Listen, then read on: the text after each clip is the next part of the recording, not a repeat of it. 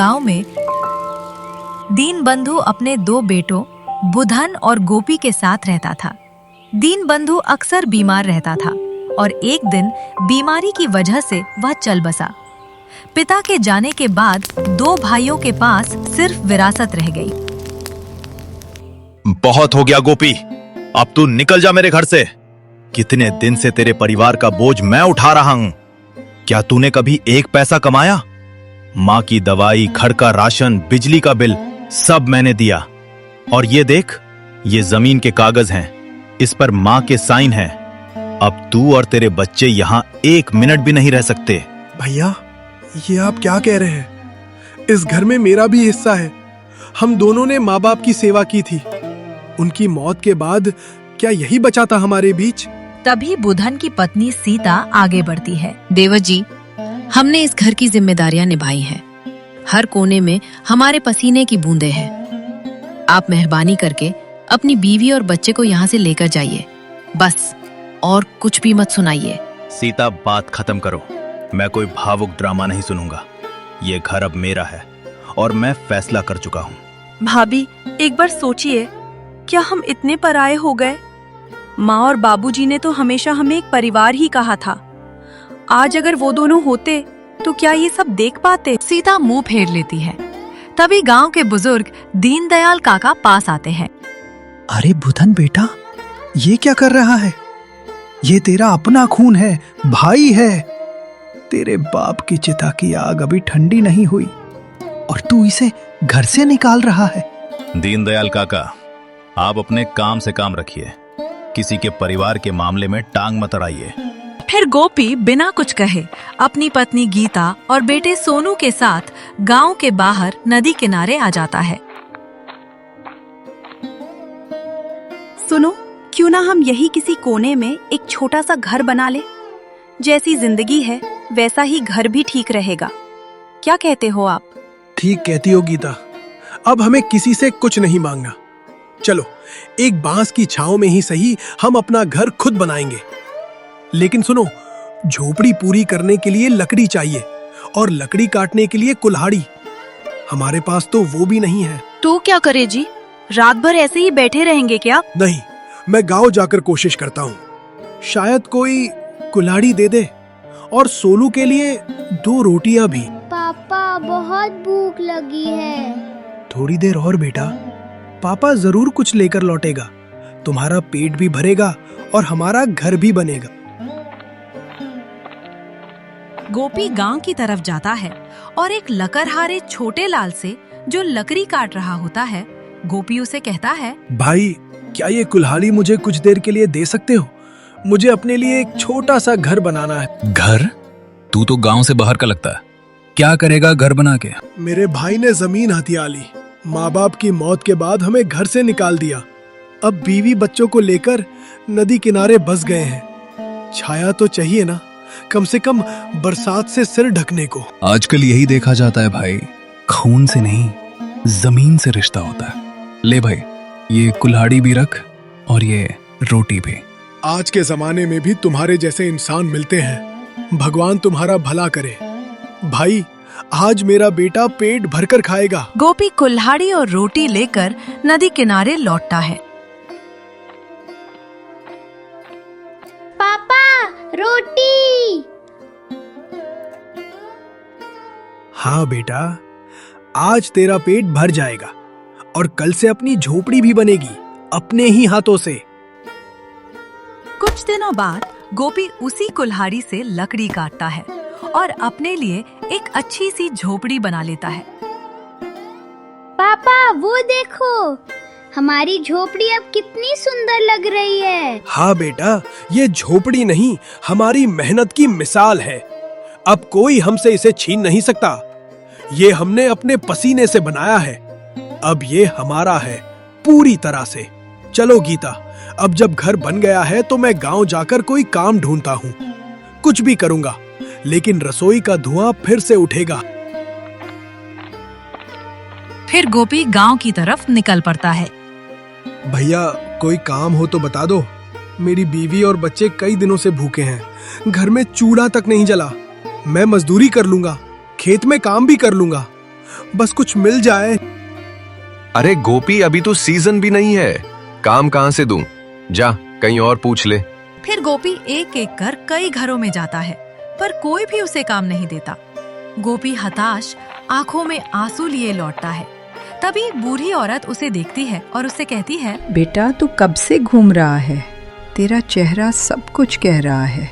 ले ये रोटी और थोड़ा सा गुड़ ले, कुछ नहीं तो कम से कम तेरा बच्चा तो चुप हो जाएगा ना।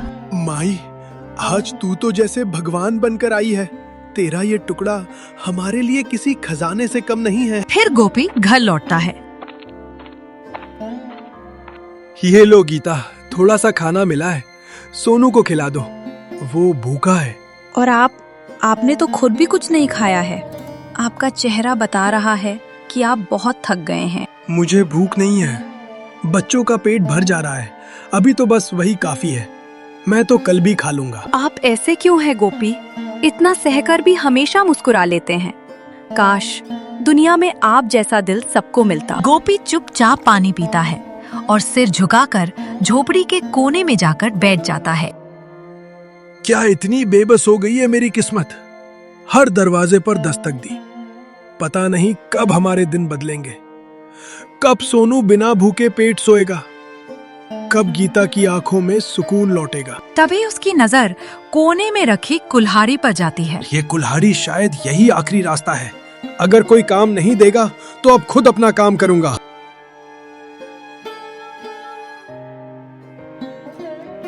कहाँ जा रहे हो गोपी?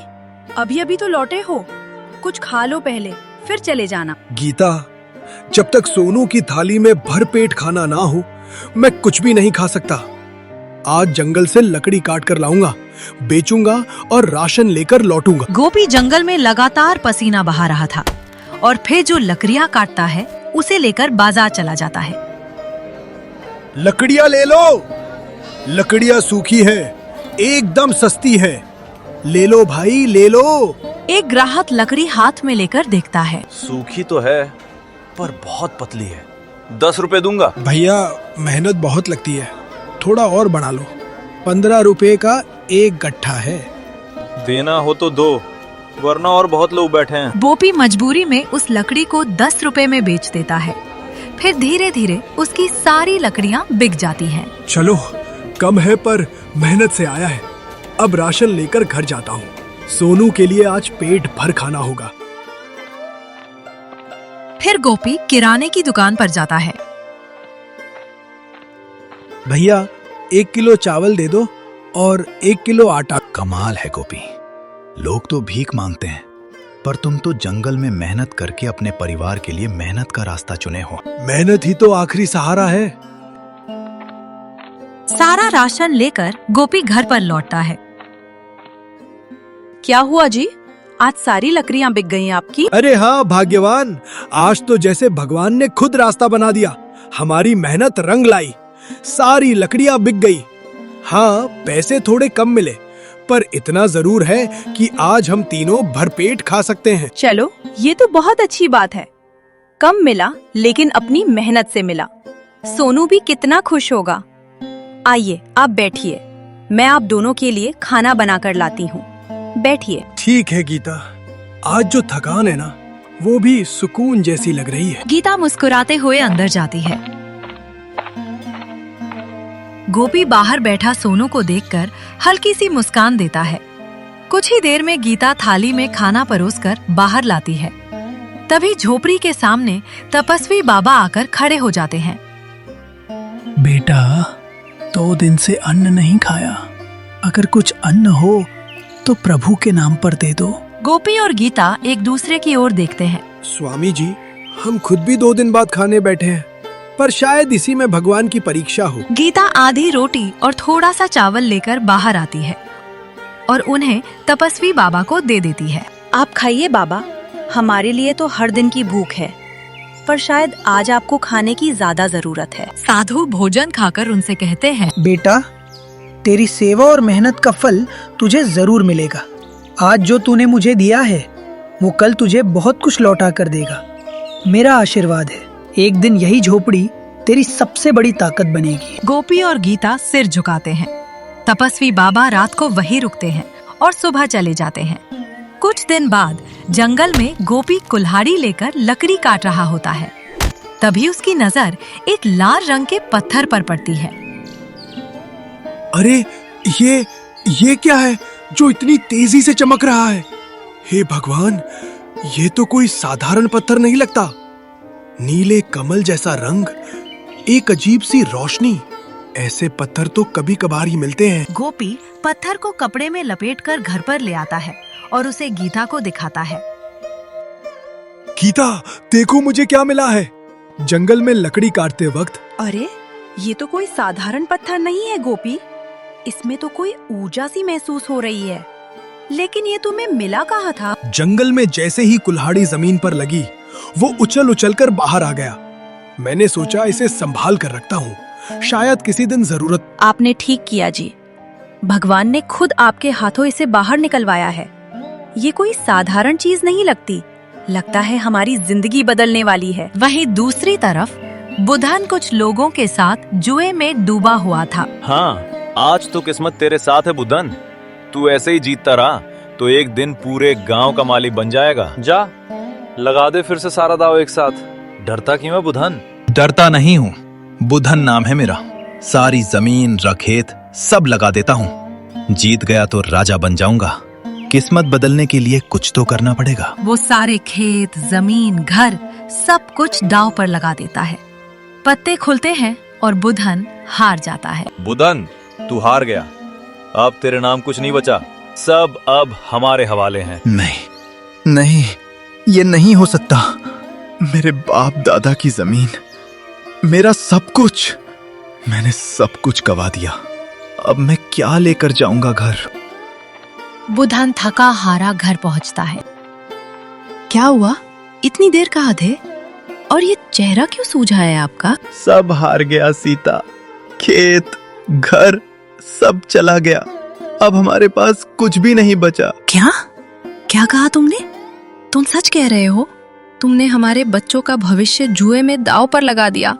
हे भगवान, हम अब कहाँ जाएंगे? मैंने सोचा था जीतूंगा तो अमीर बनेंगे। मुझे माफ कर दो, मुझे समझ नहीं आया। मैंने लालच में सब कुछ खो दिया। मैंने सोचा था एक बार जीत जाऊं तो तुम्हें सोने के कंगन दूंगा, बेटे को पढ़ने शहर भेजूंगा, इस मिट्टी की जिंदगी से ऊपर ले चलूंगा। पर मैं तो खुद ही मिट्टी में मिल गया। पीछे से उसके दोस्त की आवाज आती है। जब तू जुए में सब कुछ हार गया था तो तूने ये घर मेरे नाम किया था, याद है ना? तेरे पास ठीक 10 मिनट है, अपना सामान समेट और निकल जा इस घर से। ये अब तेरा नहीं, मेरा घर है। मैं अब और नहीं सह सकती। मैं जा रही हूँ कहीं ऐसी जगह जहाँ जिंदगी फिर से शुरू हो सके, जहाँ मेरा बच्चा भूखा ना सोए। सीता बच्चे को उठाती है। वो बुधन की तरफ बिना देखे घर से बाहर निकल जाती है। बुधन वहीं का वहीं बैठा रह जाता है। सब चला गया सीता, बेटा, घर, खेत, मैंने सब कुछ जुए की बाजी में हार दिया। अब मैं किसके लिए जीऊं?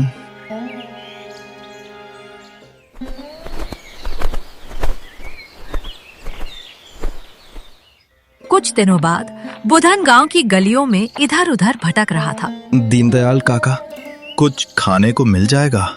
2 दिन से कुछ खाया नहीं। चल हट, तेरे जैसे लोगों को ही देख देख के भगवान भी चुप हो जाते हैं। कभी दूसरों का हक मारा था, अब खुद भूखा फिर रहा है। मैंने गलती की थी काका, पर अब कोई तो दया कर लो। दया उनके लिए होती है जिनके कर्म साफ हों। तू तो अपनी लालच की आग में सब कुछ चला बैठा बुधन। जमीन, घर, परिवार सब कुछ हार गया। जा यहाँ से, मेरे पास तेरे लिए कुछ भी नहीं है। बुधन हताश होकर पीछे हटता है। दीनदयाल काका दरवाजा जोर से बंद कर लेते हैं। फिर ठीक वैसे ही बुधन एक एक घर के दरवाजे पर गया, लेकिन हर जगह से उसे तिरस्कार ही मिला। हर दरवाजा उसके लिए बंद होता गया। किसी ने पानी तक ना पूछा। भूखा, थका और बीमार बुधन आखिरकार गांव के बाहर एक पुराने पीपल के पेड़ के नीचे बैठ गया, अकेला, बिल्कुल अकेला। कुछ हफ्तों बाद गांव में अचानक एक अजीब बीमारी फैलने लगी। बच्चों को उल्टियां होने लगी, बूढ़ों को तेज बुखार चढ़ गया और जवान लोग धीरे धीरे कमजोर होकर गिरने लगे। गांव में डर और अफरा तफरी का माहौल बन गया। ये तो हैजा है, बहुत तेजी से फैल रहा है। मैंने अपनी जिंदगी में ऐसा जहर कभी नहीं देखा। हमारे बच्चे मर रहे हैं जी, कुछ करो। विद्याचार्य जी, कुछ तो करो।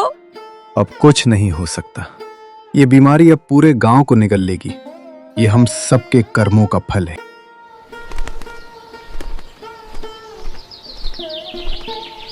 फिर एक दिन गोपी अपनी माँ की अर्थी पर फूल चढ़ाने गांव आता है। गांव की हालत देखकर वो स्तब्ध रह जाता है। चारों तरफ चीख पुकार मची होती है। बचे खुचे लोग जमीन पर पड़े कराह रहे होते हैं। लाशें भी कहीं कहीं दिखाई देती हैं।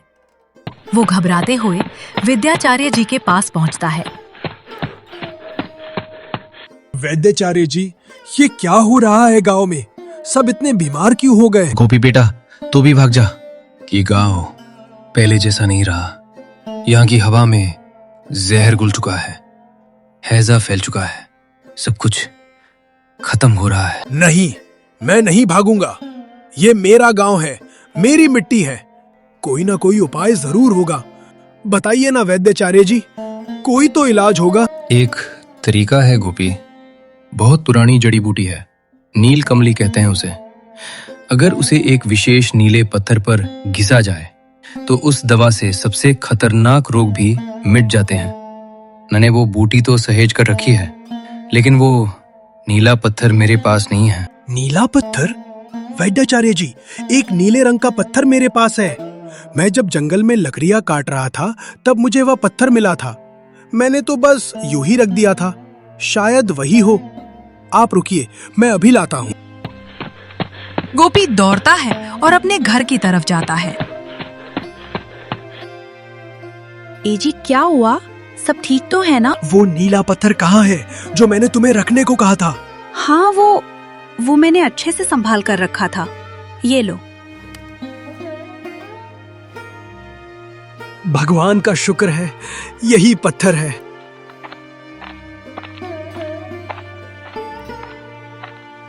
हे प्रभु, यही है, बिल्कुल यही पत्थर चाहिए था। अब सब ठीक हो जाएगा। गोपी और विद्याचार्य जी पत्थर और जड़ी बूटी को मिलाकर दवा बना लेते हैं। ये बूटी, ये पत्थर अब साथ मिलकर चमत्कार करेंगे बेटा। बस कुछ देर में दवा तैयार हो जाएगी। भाइयों और बहनों, ये दवा हमारी आखिरी उम्मीद है। हर एक को एक एक चम्मच पीनी है। डरिए मत, अब सब ठीक हो जाएगा। फिर सभी गांव वाले एक एक चम्मच करके दवाई पी लेते हैं और कुछ ही घंटों में सभी ठीक होने लगते हैं। बेटा गोपी, तू तो भगवान बन गया इस गांव का। तूने सबको नई सांसें दी।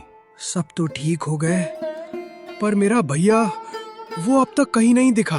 तभी दीनदयाल काका पास में आते हैं। बच्चा, तेरे जाने के बाद तेरे भाई ने सब कुछ हार दिया, जुए में सब गवा दिया।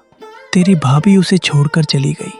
अब वो गांव के बाहर उस नदी के पेड़ के नीचे बैठा रहता है। गोपी ये बात सुनते ही दौड़ पड़ता है।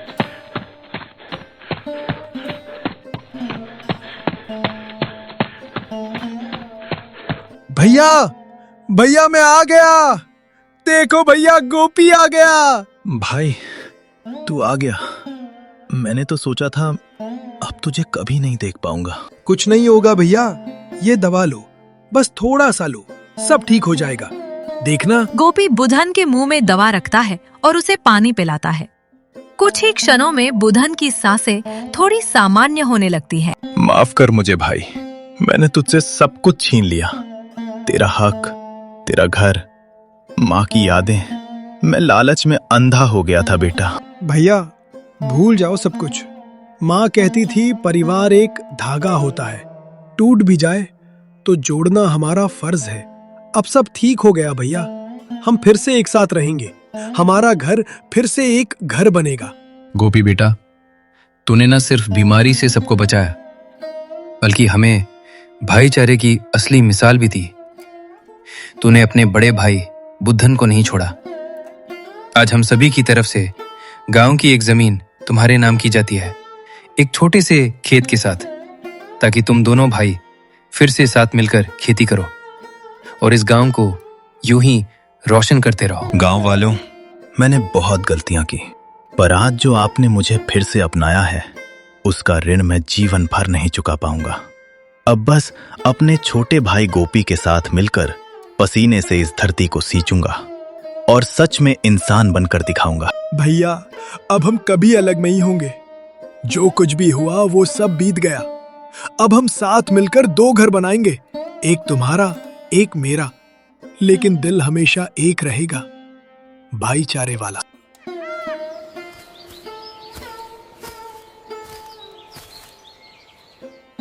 कुछ महीनों बाद नदी के किनारे 2 सुंदर पक्के मकान खड़े होते हैं, एक गोपी का और एक बुधन का। देखो बहन, कैसे दोनों भाइयों ने दोबारा अपना जीवन शुरू कर दिया। जहाँ पहले जहर था, अब वहाँ अमृत बह रहा है। यही है असली घर, असली भाईचारा। तो दोस्तों, ऐसे ही अनोखी कहानियां देखने के लिए हमारे चैनल हॉलिडे टून्स को सब्सक्राइब जरूर करें। धन्यवाद।